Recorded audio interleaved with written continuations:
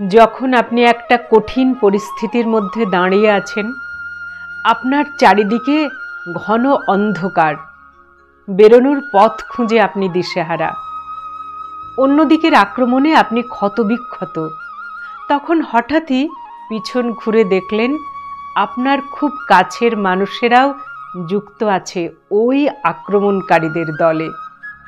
আপনি শুধু দেখলেন, লক্ষ্য করলেন, উপলব্ধি করলেন, ধীরে ধীরে আপনি ওই অন্ধকার থেকে বেরিয়ে এলেন, খুঁজে পেলেন আলোর দিশা।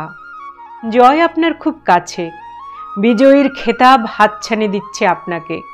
ঠিক তখনই ওই কাছের মানুষগুলো একে একে সামনে এসে দাঁড়ালো, আপনার হাত জোর করে বলল, ক্ষমা করে দিও, ভুল করেছিলাম তখন, আমরা তো তোমার বন্ধুই ছিলাম।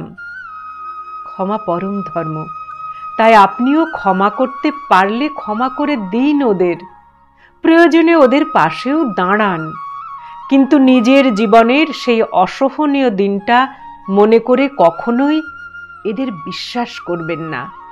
কারণ একবার যে বিশ্বাস ভাঙে, সে দ্বিতীয়বার ভাঙতেও সময় নেবে না।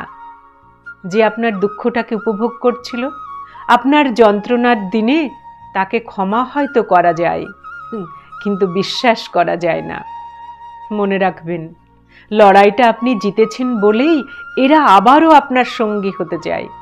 আপনি হেরে গেলে এদের আপনার চারপাশে আর খুঁজেও পেতেন না। আপনার দুঃসময়ে যারা প্রকৃতভাবেই সঙ্গে ছিল আপনার, তাদের নিয়েই বাকিটা পথ চলুন, দেখবেন আপনার রাস্তাটা অনেক মসৃণ হয়ে যাবে। ভালো থাকুন সকলে।